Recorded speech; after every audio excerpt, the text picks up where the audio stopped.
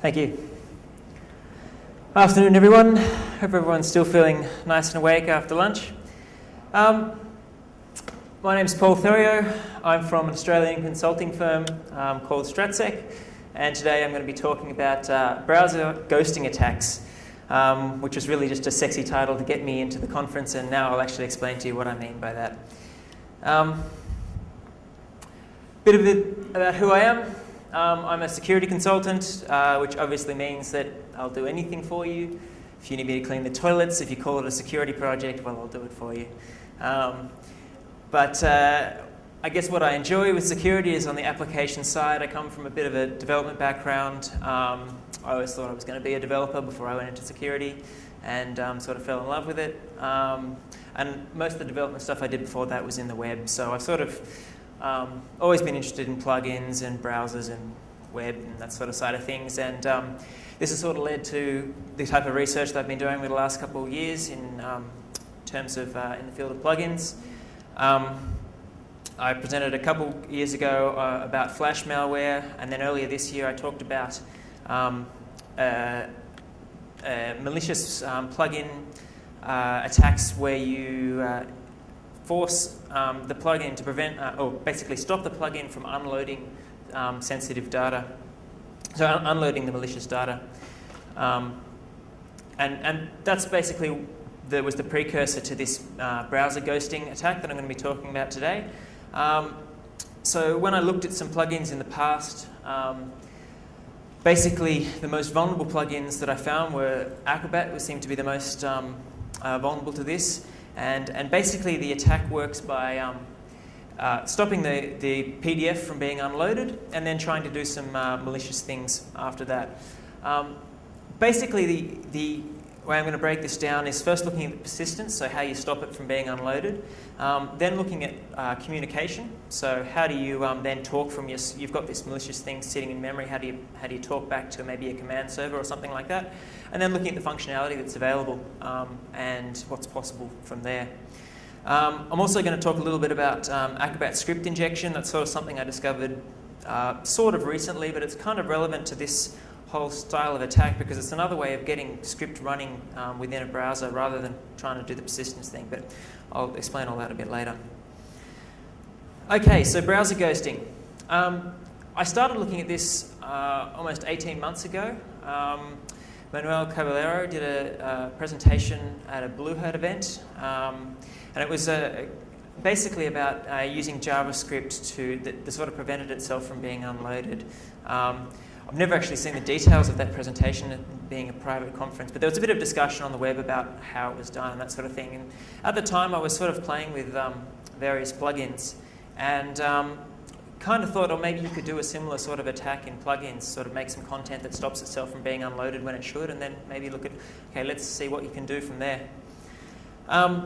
So that's in essence, I guess, what we're trying to do with this attack is get some sort of content that stops itself from being unloaded, so it's kind of like a ghost.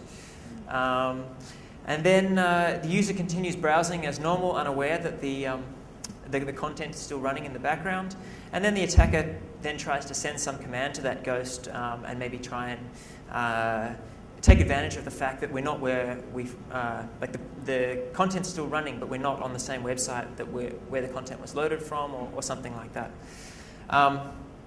Ghost is a pretty apt term, actually, as it turns out, because there's a lot of limitations in what you can actually do because of the nature of the way that you achieve the persistence, but I'll go into the details of why that is later on.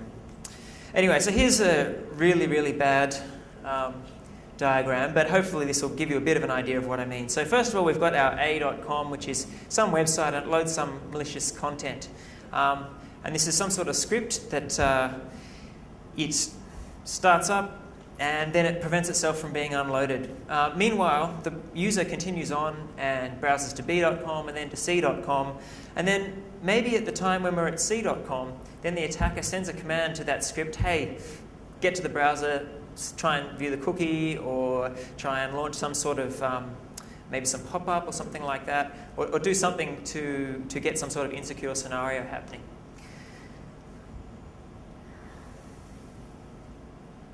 Okay, so what are some sort of potential attacks that we can do if this was possible? Well, we can have a persistent command and control channel. If we can get that bidirectional communication going between the content, then we effectively got kind of like a bot sitting on the computer, sitting there waiting for commands. That's kind of cool. Maybe we can do some keylogging or click monitoring if we can somehow get access to those things. Accessing or modifying subsequently loaded web pages, maybe steal some data, potentially breaching cross-domain policy, that sort of thing. And then obviously abusing system resources. If we've got a script running on the system, we're obviously taking up that user's system resources. We might be able to, we could request web pages, whatever else, show ads, something like that. So it's essentially, I guess, a Trojan running at the web app layer. Okay, so a bit of the background of why I guess, where this came from was I noticed in the old version of the Java plugin, it's actually been fixed now, but in the old version of the Java plugin, when you navigated away from the page, the Java applet that had been loaded on that page, although it wasn't still shown, it would still be running in the background. And it only actually closed when the browser was closed. And that's really where the idea came from.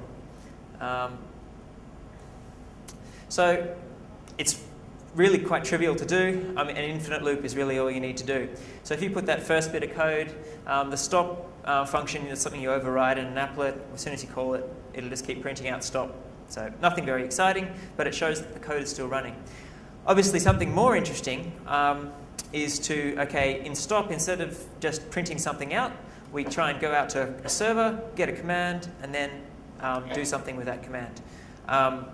It also works in destroy, but that's not really the point. The point is that the code is still running after the page is gone. So how severe is this attack going to be? Well, it all comes down to, first of all, the persistence. So how long can this persistence be maintained? What happens if the victim navigates to a new page? What happens if the victim closes their browser? All of these things, obviously, ideally it would still be working if the victim still closes their browser. Ideally, our code will still be running, and I'll show you how you can actually do that with PDF. With communication, can the attacker set up some sort of communication server and then have some sort of channel sending some commands back and forth? And then what restrictions are there on that? Are you going to be bound by certain ports, certain protocols, same origin, things like that? So that's really what I've dug into in this talk, in actually building, I guess, a sort of proof of concept in PDF. And finally, once it's been ghosted, what can you do with it? Okay, so today I'm going to be doing a case study in Acrobat and loading a malicious PDF, or a PDF that contains a malicious script loaded in the Acrobat Reader browser plugin. It's tested in Firefox, Internet Explorer, and Chrome. There's not really a whole lot of difference between the three, given it's a plugin, but it actually works a little bit better in Internet Explorer and Chrome, partially because of the way they deal with threads. Firefox locks up a bit because you're trying to use infinite loops, but I'll get into that in some of the demos. Why looking at Acrobat? In the previous talk, I sort of tested 4 main plugins and to see if this was even possible.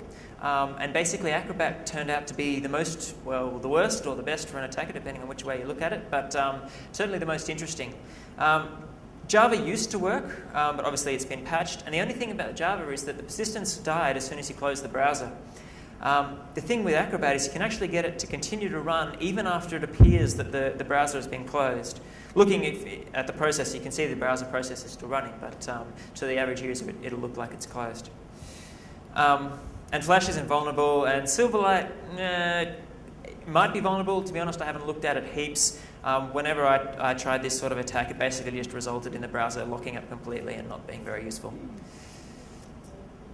Okay, so